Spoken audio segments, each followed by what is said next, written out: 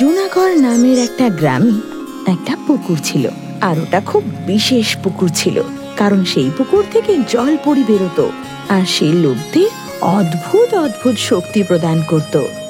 গ্রামের সবাই সেই জলপরীর সাথে দেখা করার জন্য অপেক্ষা করত, যাতে সেই জলপরী ওদেরও অদ্ভুত অদ্ভুত শক্তি দেয়। সেই পুকুরের পাশে একটা ছোট্ট ঘর ছিল, আর সেই কুঁড়ে ঘরে দুটো সাধু বাবা থাকতো। সেই দুই সাধু বাবাও সেই জলপরীকে দেখে, আর তখন সেই জলপরী দুই সাধু বাবাকে একটা বিশেষ আর অনবদ্য শক্তি প্রদান করে। বাবা প্রণাম। হ্যাঁ বাছা, বলো কি হয়েছে? বাবা একটি দয়া করে দিন। হ্যাঁ বাছা, বলো কি সমস্যা তোমার? বাবা, যেমন আপনাকে ওই জলপরীরা একটি বিশেষ শক্তি দিয়েছে, ঠিক তেমনি আমার ওই শক্তি লাগবে। বা খোকা বা, তুমি কত সহজে বলে দিতে পারলে যে তোমারও আমাদের মতো শক্তি জলপরীর কাছ থেকে পেতে চাও, কিন্তু তুমি এটা ভুলে যাচ্ছ যে আমরা কত কঠোর তপস্যা করেছি, তারপরেই আমরা এই শক্তি পেয়েছি। হ্যাঁ বাবা, আমি জানি। আপনি একবার বলে তো দেখুন, আমিও কঠোর তপস্যা করব, কিন্তু একবার আমার এই ইচ্ছা পূরণ করে দিন। আচ্ছা ঠিক আছে বাবা, আমরা এই বিষয়ে একটু ভেবে দেখব। এখন তুমি যাও। হ্যাঁ বাবা, নিশ্চয়ই। আসলে ওই দুই বাবার প্রধান শক্তি ছিল যে তারা সেই পুকুরের মাঝামাঝি চলতে পারত, তাও আবার বিনা কোনো সাহায্যে, আর সেই শক্তি ওদের সেই জলপরী ওদের দিয়েছিল। কাল গ্রামের লোকেরা আমাদের অদ্ভুত শক্তি দেখতে আসবে। এতে আবার নতুন কি? কিছুদিন ছাড়াই তো তারা দেখতে আসে। হ্যাঁ, সে তো ভালোই। এর থেকে যা হোক কিছু অন্য তো পেয়ে যাই। কাল প্রস্তুত থেকো, সবাই সন্ধেবেলায় পুকুরের কাছে আসবে। আমরা তাদের জলে হেঁটে দেখাবো। হ্যাঁ, নিশ্চয়ই। গ্রামের সব লোকেরা তখন সেই পুকুরের পাশে ভিড় করে জমায়েত হয়, আর দুই সাধুর অপেক্ষা করতে লাগে। কি মজা! বাবা আমাদের অদ্ভুত শক্তি দেখাবেন নিজেদের। ওরা পেছনে থাকো, ওনাদের কষ্ট না হয় যাতে। আর হ্যাঁ, দান বাক্সে অল্প কিছু টাকা দিয়ে দি। বলতে গেলে ওরা চলেই এসেছে।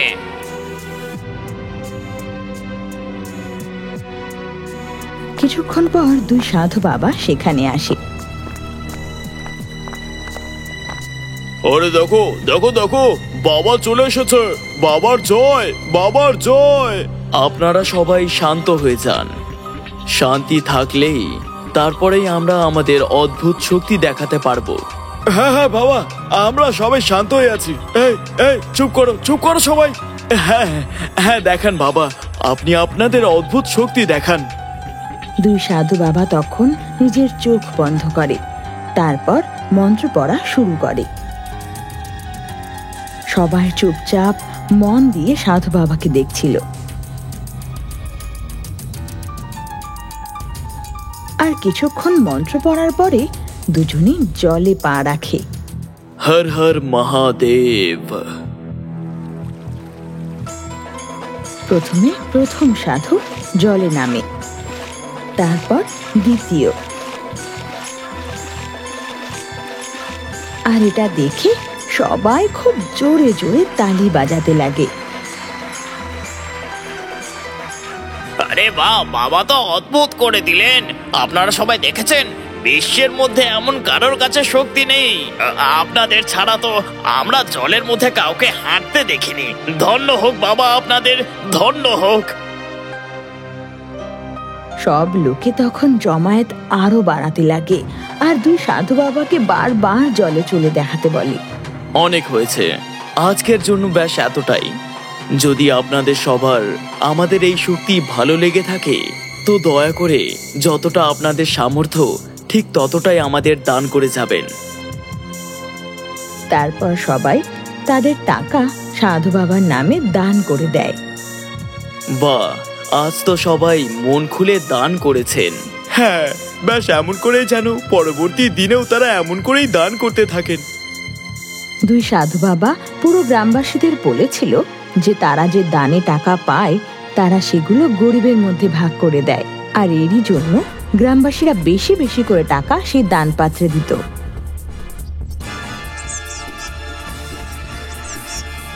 এরকমই একদিন যখন দুই সাধু বাবা ওই টাকা গুনছিল, তখনই একটা লোক ওদের কুটিরের বাইরে আসে।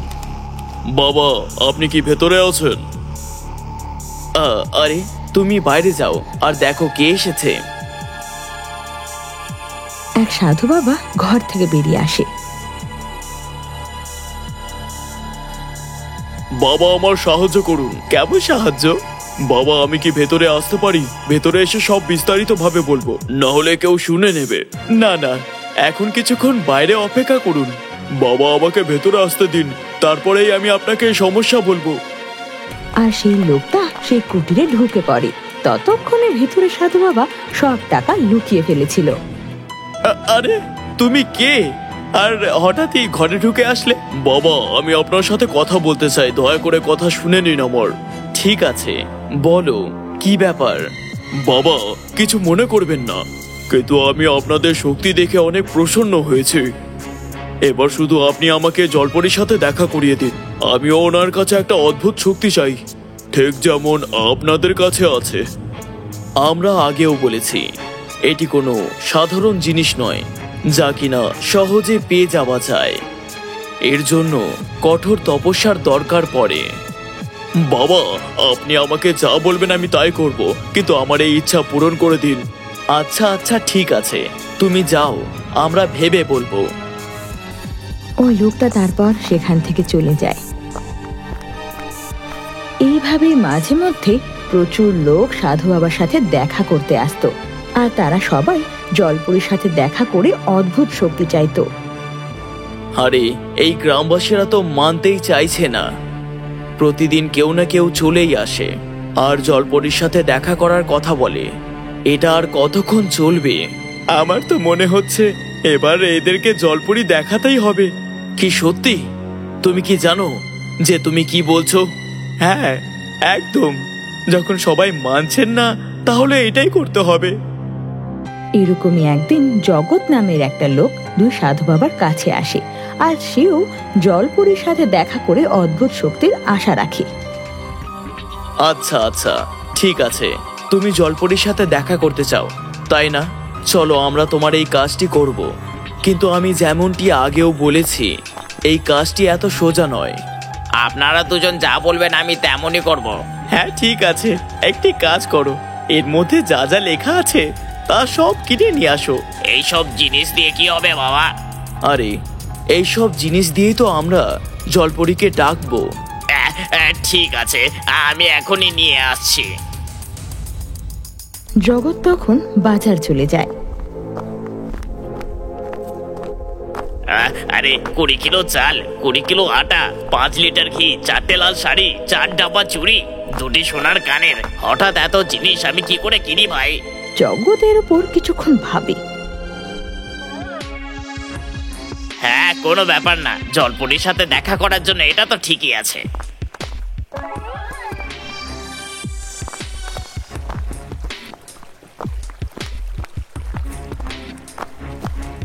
এই নিন, আমি সব জিনিস নিয়ে এসেছি।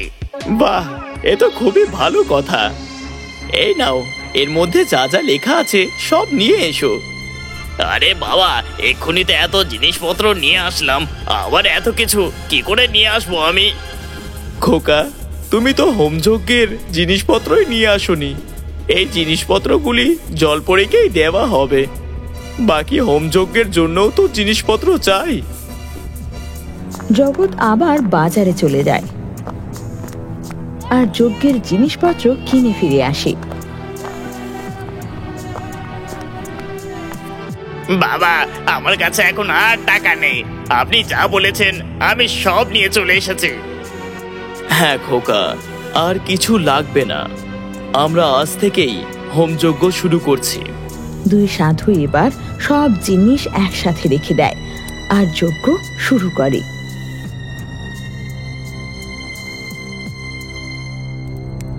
বাবা, আমি পুকুরের কাছে গিয়ে দেখবো যে জলপরী চলে এসছে কিনা। না না খোকা, আজ তো প্রথম দিন। হোমের 7ম দিনে আমরা পুকুরের কাছে জলপরীকে দেখতে যাব।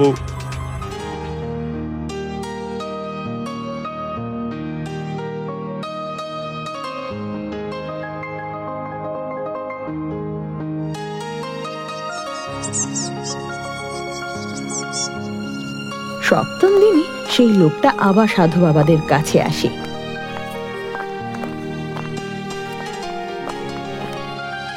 বাবা কি হলো? আজ তো জলপরি আসবে, তাই কি না? হ্যাঁ, নিশ্চয়ই। তারপর সাধু বাবা জগৎকে সেই পুকুরের পাশে নিয়ে আসে। তারপর চোখ বন্ধ করে মন্ত্র পড়া শুরু করে। না বাবা, জলপরি বলছেন যে উনি তোমার ওপর প্রসন্ন হননি। বোধহয় তুমি কোনো পাপ করেছো, সেজন্য তুমি তাকে দেখতে পাবে না।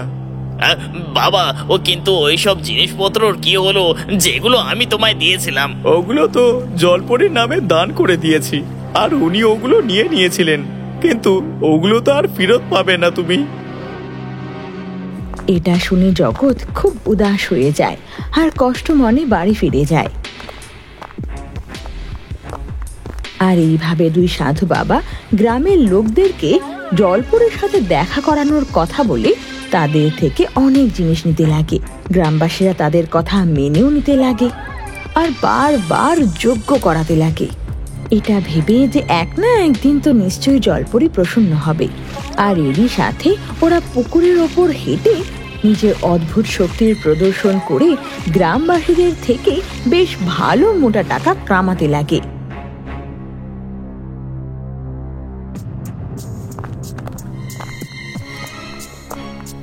একদিন জগৎ ভাবে, শুধু একবার জলপরীকে প্রসন্ন করে দেখি, আজই বাবার সাথে দেখা করতে চাই।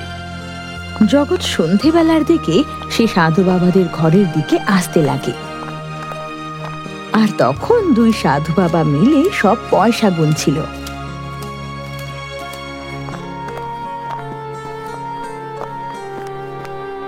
গ্রামবাসীরা কতটা মূর্খ, মানে কত সহজে তারা আমাদের বিশ্বাস করে ফেলছে। তারা মনে করছে সত্যি জলপরি আসবে। ওইটাই তো, তাদের মূর্খ করাটা অনেক সহজ। আসলে কোনো জলপরি নেই, তো জলপরি আসবে কোথা দিয়ে? আমি শুধু এতটাই চাই যে তারা এমনই মূর্খ হয়ে থাকুক আর আমরা পয়সাওয়ালা হয়ে যাব। এইসব জগৎ শুনে ফেলে। কি তার মানে এরা দুজন আমাদের মূর্খ বানাচ্ছিল এতদিন? যদি কোনো জলপরি নেই, তার মানে এটা হলো যে এদের কাছে কোনো অদ্ভুত শক্তি নেই, কারণ স্বয়ং এরা নিজে বলেছে জলপরি এদেরকে জলে চলার অদ্ভুত শক্তি দিয়েছে। এটা শুনে জগতের খুব রাগ হয়, আরো রেগে গিয়ে সে সাধু বাবাদের সত্য গ্রামবাসীদের সামনে আনার কথা ভাবে। কিছুদিন পরে সাধু বাবার আবার সেই পুকুরের ওপর হেঁটে দেখাতে আসে। তখনই জগৎ বলে, যদি আপনারা জলের মধ্যে হাঁটতে পারেন তবে চলুন এই পাশের পুকুরে একটু হেঁটে তো দেখান। হ্যাঁ, জগতের এই কথা শুনে সবাই অবাক হয়ে যায়। আরে জগৎ, তুই কি পাগল হয়ে গেছিস নাকি? কি বলছিস নাকি?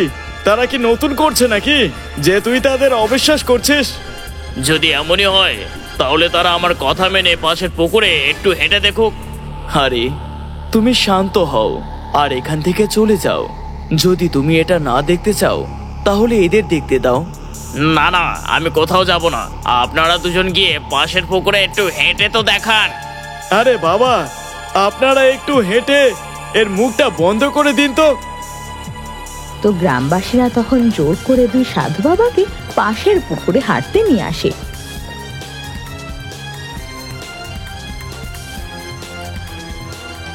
যে দুই সাধু বাবা সেই পুকুরের জলে যায়, অমনি ওরা এক পাও দাঁড়িয়ে থাকতে পারে না আর জলে পড়ে যায়। এটা দেখে সবাই অবাক হয়ে যায়। আরে আমরা আবার করছি, আমাদের একটু ভুল হয়ে গেছে।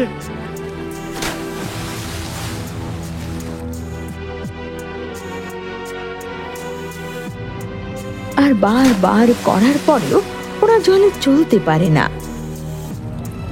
এর মানে জগৎ ঠিকই বলছিল, এদের কাছে কোনো অদ্ভুত শক্তি নেই। জগৎ তখনই সেই পুকুরে লাফ দেয় যে পুকুরে সাধু বাবা হাঁটত। আর তখনই ও বুঝতে পারে যে সেই পুকুরের নিচে বিভিন্ন জায়গায় পাথর রাখা আছে যার সাহায্যে ওরা জলের ওপর হাঁটতো। তোমরা দেখো সবাই, এই পাথরের দ্বারাই তারা এই পুকুরে হাঁটতো। দুজনে তখনই ওখান থেকে পালাতে লাগে।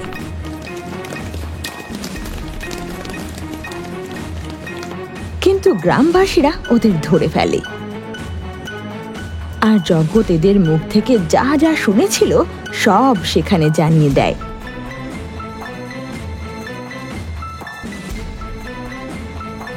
বলুন এবার, আপনারা এমন কেন করলেন? হ্যাঁ, আমাদের ক্ষমা করে দিন। আমরা মিথ্যে কথা বলেছিলাম আপনাদের যে জলপরি আমাদের অদ্ভুত শক্তি দিয়েছে, যা দিয়ে আমরা জলের মধ্যে হাঁটতে পারি। আসল কথাটি হলো কোনো জলপরি নেই, আর না আমাদের কাছে কোনো অদ্ভুত শক্তি আছে। পুকুরের মধ্যে কোন জায়গায় কোথায় কোথায় পাথর রাখা আছে আমরা জানতাম, সেজন্যই আমরা সহজে হাঁটতে পারতাম। এমন মনে হতো যে আমরা জলের মধ্যে হাঁটছি, আর আপনাদের সবাইকে বোকা বানাচ্ছিলাম। হ্যাঁ, যখন আমাদের কাছে সবাই আসতে শুরু করে আর জলপরীর সাথে দেখা করার কথা বলে, তখন আমরা আপনাদেরকে মিথ্যে বললাম যে জলপরীকে খুশি করার জন্য আমাদের হোম করতে হবে। ওই সব জিনিসপত্র আমরা রাখতাম, জলপরী নয়। আর দানের বাহানায় আপনারা যত টাকা দিতেন সেটাও আমরাই রাখতাম। এটা শুনে সব গ্রামবাসীরা খুব রেগে যায় আর ওদের খুব মারতে লাগে। এরই সাথে ওরা পুলিশকেও ডাকে, আর পুলিশ ওদের দুজনকে ধরে নিয়ে চলে যায়।